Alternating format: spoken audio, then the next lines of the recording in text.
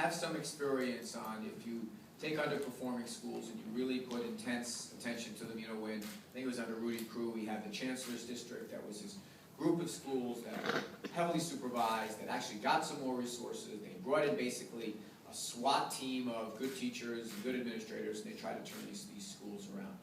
I think that, you know, that the act of closing a school doesn't actually solve all that much. It gives us a nice feeling. I think, frankly, even the act of giving these short A, B's, and C's to schools, I don't think is particularly informative. I think we should have a lot more transparency about our schools, a lot more transparency about how money is being spent, a lot more raw data about what's going on in those schools.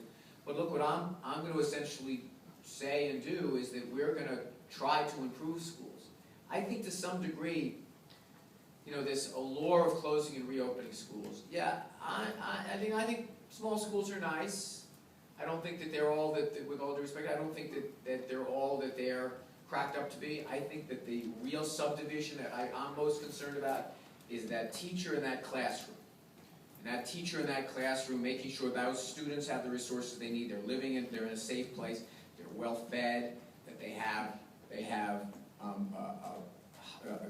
kind of food carts on every floor. The kids can grab their breakfast in the morning, grab fruit throughout the day, so we deal with child hunger in our schools better.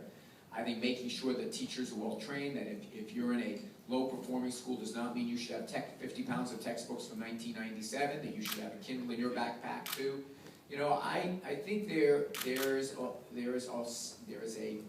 a self-fulfilling element to the notion of we're going to close failing schools, because it gives this false notion of a fresh start. So people see it almost as, well, it's not so bad, we're going to get this fresh start, and we kind of lose sight of the fact that this is our school, this is our neighborhood school, we're committed to it, we're not walking away from it, we're not going to rebrand it, we're going to try to make it as good as possible.